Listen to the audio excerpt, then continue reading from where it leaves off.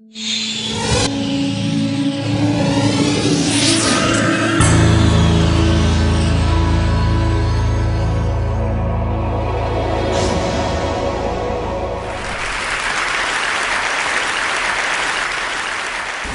do you explain when things don't go as we assume? Or better, how do you explain when others are able to achieve things that seem to defy all of the assumptions? For example, why is Apple so innovative?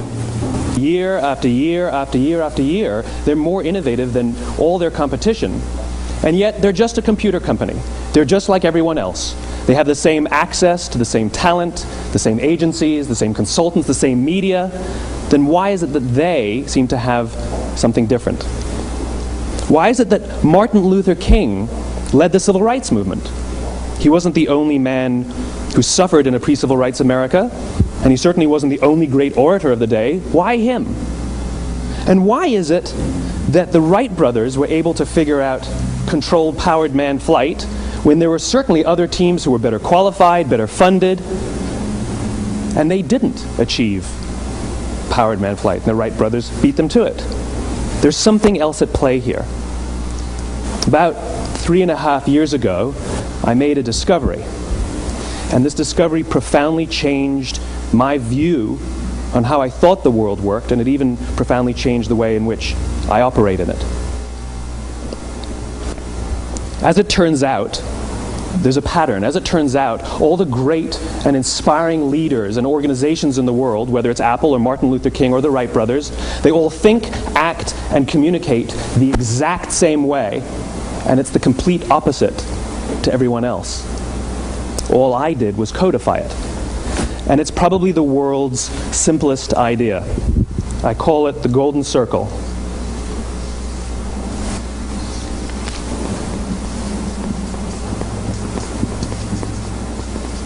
Why, how, what? This little idea explains why some organizations and some leaders are able to inspire where others aren't. Let me define the terms really quickly.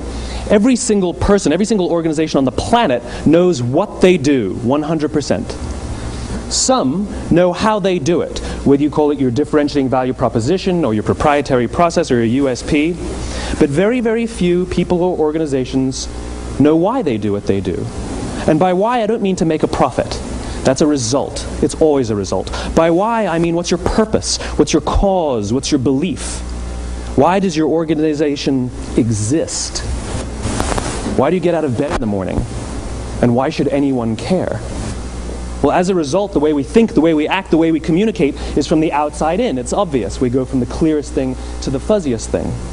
But the inspired leaders and the inspired organizations, regardless of their size, regardless of their industry, all think, act, and communicate from the inside out. Let me give you an example. I use Apple because they're easy to understand and everybody gets it. If Apple were like everyone else, a marketing message from them might sound like this: we make great computers. They're beautifully designed, simple to use, and user-friendly. Want to buy one? Meh. And that's how most of us communicate. That's how most marketing is done, that's how most sales is done, and that's how most of us communicate interpersonally. We say what we do, we say how we're different or how we're better, and we expect some sort of behavior, a purchase, a vote, something like that. Here's our new law firm. We have the best lawyers with the biggest clients. We have, we always perform for our clients, do business with us. Here's our new car. It gets great gas mileage. It has, leather seats. Buy our car. But it's uninspiring. Here's how Apple actually communicates. Everything we do, we believe in challenging the status quo. We believe in thinking differently. The way we challenge the status quo is by making our products beautifully designed, simple to use, and user-friendly. We just happen to make great computers. Want to buy one? Totally different, right? You ready to buy a computer from me? All I did was reverse the order of the information. What it proves to us is that people don't buy what you do, people buy why you do it. People don't buy what you do, they buy why you do it. This explains why every single person in this room is perfectly comfortable buying a computer from Apple. But we're also perfectly comfortable buying an MP3 player from Apple, or a phone from Apple, or a DVR from Apple. But as I said before, Apple's just a computer company. There's nothing that distinguishes them structurally from any of their competitors. Their competitors are all equally qualified to make all of these products. In fact, they tried. A few years ago, Gateway came out with flat-screen TVs. They're eminently qualified to make flat-screen TVs. They've been making flat-screen monitors for years. Nobody bought one. And Dell came out with MP3 players and PDAs. And they make great quality products, and they can make perfectly well-designed products, and nobody bought one. In fact, talking about it now, we can't even imagine buying an MP3 player from Dell. Why would you buy an MP3 player from a computer company? But we do it every day. People don't buy what you do, they buy why you do it. The goal is not to do business with everybody who needs what you have. The goal is to do business with people who believe what you believe. Here's the best part. None of what I'm telling you is my opinion. It's all grounded in the tenets of biology, not psychology, biology. If you look at a cross-section of the human brain, looking from the top down, what you see is the human brain is actually broken into three major components that correlate perfectly with the golden circle. Our newest brain, our Homo sapien brain, our neocortex, corresponds with the what level. The neocortex is responsible for all of our rational and analytical thought and language. The middle two sections make up our limbic brains, and our limbic brains are responsible for all of our feelings, like trust and loyalty. It's also responsible for all human behavior, all decision-making, and it has no capacity for language. In other words, when we communicate from the outside in, yes, people can understand vast amounts of complicated information like features and benefits and facts and figures. It just doesn't drive behavior. When we communicate from the inside out, we're talking directly to the part of the brain that controls behavior, and then we allow people to rationalize it with the tangible things we say and do. This is where gut decisions come from. You know, sometimes you can give somebody all the facts and your figures, and they say, I know what all the facts and details say, but it just doesn't feel right. Why would we use that verb? It doesn't feel right. Because the part of the brain that controls decision-making doesn't control language. And the best we can muster up is, I don't know, it just doesn't feel right. Or sometimes you say you're leading with your heart, or you're leading with your soul. Well, I hate to break it to you, those aren't other body parts controlling your behavior. It's all happening here in your limbic brain, the part of the brain that controls decision-making and not language. But if you don't know why you do what you do, and people respond to why you do what you do, then how will you ever get people to vote for you or buy something from you, or more importantly, be loyal and want to be a part of what it is that you do? Again, the goal is not just to sell people who need what you have. The goal is to sell to people who believe what you believe. The goal is not just to hire people who need a job. It's to hire people who believe what you believe. I always say that, you know, there's if you hire people just because they can do a job, they'll work for your money. But if you hire people who believe what you believe, they work for you with blood and sweat and tears. And nowhere else is there a better example of this than with the Wright brothers. Most people don't know about Samuel Pierpont Langley. And back in the early 20th century, the pursuit of powered man flight was like the dot-com of the day. Everybody was trying it. And Samuel Pierpont Langley had what we assume to be the recipe for success. I mean, even now, you ask people, why did your product or why did your company fail? And people always give you the same permutation of the same three things. Undercapitalized, the wrong people, bad market conditions. It's always the same three things. So let's explore that. Samuel Pierpont Langley was given $50,000 by the War Department to figure out this flying machine. Money was no problem. He held a seat at Harvard and worked at the Smithsonian and was extremely well connected. He knew all the big minds of the day. He hired the best minds money could find, and the market conditions were fantastic. The New York Times followed him around everywhere, and everyone was rooting for Langley. And how come we've never heard of Samuel Pierpont Langley? A few hundred miles away in Dayton, Ohio, Orville and Wilbur Wright. They had none of what we consider to be the recipe for success. They had no money. They paid for their dream with the proceeds from their bicycle shop.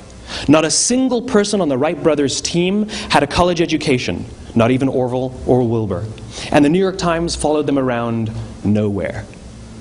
The difference was Orville and Wilbur were driven by a cause, by a purpose, by a belief. They believed that if they could figure out this flying machine, it'll change the course of the world. Samuel Pierpont Langley was different. He wanted to be rich, and he wanted to be famous. He was in pursuit of the result. He was in pursuit of the riches. And lo and behold, look what happened.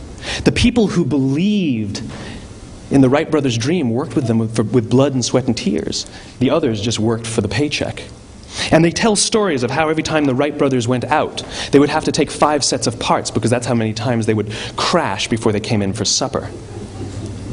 And eventually, on December 17th, 1903, the Wright brothers took flight. And no one was there to even experience it. We found out about it a few days later. And further proof that Langley was motivated by the wrong thing, the day the Wright brothers took flight, he quit. He could have said, "That's an amazing discovery, guys. Now we'll improve upon your technology." But he didn't. He wasn't first. He didn't get rich. He didn't get famous. So he quit. People don't buy what you do, they buy why you do it. And if you talk about what you believe, you will attract those who believe what you believe. Well, why is it important to attract those who believe what you believe? Something called the law of diffusion of innovation. And if you don't know the law, you definitely know the terminology. The first 2.5% of our population are our innovators. The next 13.5% of our population are our early adopters. The next 34% are your early majority, your late majority, and your laggards. The only reason these people buy touch-tone phones is because you can't buy rotary phones anymore. We all sit at various places at various times on the scale, but what the law of diffusion of innovation tells us is that if you want mass market success or mass market acceptance of an idea, you cannot have it until you achieve this tipping point between 15 and 18% market penetration, and then the system tips. And I love asking businesses, what's your conversion on new business? And they love to tell you, oh, it's about 10%, proudly. Well, you can trip over 10% of the customers. We all have about 10% who just get it. That's how we describe them, right? That's like that gut feeling, oh, they just get it. The problem is, how do you find the ones that just get it before you're doing business with them versus the ones who don't get it? So it's this here, this little gap, that you have to close, as Geoffrey Moore calls it, crossing the chasm. Because you see, the early majority will not try something until someone else has tried it first. And these guys, the innovators and the early adopters, they're comfortable making those gut decisions. They're more comfortable making those intuitive decisions that are driven by what they believe about the world, and not just what product is available. These are the people who stood online for 6 hours to buy an iPhone when they first came out, when you could have just walked into the store the next week and bought one off the shelf. These are the people who spent $40,000 on flat-screen TVs when they first came out, even though the technology was substandard. And by the way, they didn't do it because the technology was so great. They did it for themselves. It's because they wanted to be first. People don't buy what you do, they buy why you do it. And what you do simply proves what you believe. In fact, people will do the things that prove what they believe. The reason that person bought the iPhone in the first 6 hours, or stood in line for 6 hours, was because of what they believed about the world and how they wanted everybody to see them. They were first. People don't buy what you do, they buy why you do it. So let me give you a famous example, a famous failure and a famous success of the law of diffusion of innovation. First, the famous failure. It's a commercial example. As we said before a second ago, the recipe for success is money and the right people and the right marketing conditions, right? You should have success then. Look at TiVo. From the time TiVo came out about 8 or 9 years ago to this current day, they are the single highest quality product on the market. Hands down, there is no dispute. They were extremely well funded. Market conditions were fantastic. I mean, we use TiVo as a verb. I TiVo stuff on my piece of junk Time Warner DVR all the time. But TiVo is a commercial failure. They've never made money. And when they went IPO, their stock was at about $30 or $40 and then plummeted, and it's never traded above 10. In fact, I don't think it's even traded above 6, except for a couple of little spikes. Because you see, when TiVo launched their product, they told us all what they had. They said, we have a product that pauses live TV, skips commercials, rewinds live TV, and memorizes your viewing habits without you even asking. And the cynical majority said, we don't believe you, we don't need it, we don't like it, you're scaring us. What if they had said, if you're the kind of person who likes to have total control over every aspect of your life, boy, do we have a product for you. It pauses live TV, skips commercials, memorizes your viewing habits, etc., etc. People don't buy what you do, they buy why you do it, and what you do simply serves as the proof of what you believe. Now let me give you a successful example of the law of diffusion of innovation. In the summer of 1963, 250,000 people showed up on the Mall in Washington to hear Dr. King speak. They sent out no invitations, and there was no website to check the date. How do you do that? Well, Dr. King wasn't the only man in America who was a great orator. He wasn't the only man in America who suffered in a pre-civil rights America. In fact, some of his ideas were bad. But he had a gift. He didn't go around telling people what needed to change in America. He went around and told people what he believed. I believe, I believe, I believe, he told people. And people who believed what he believed took his cause and they made it their own, and they told people.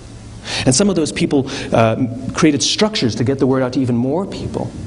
And lo and behold, 250,000 people showed up on the right day, on the right time to hear him speak.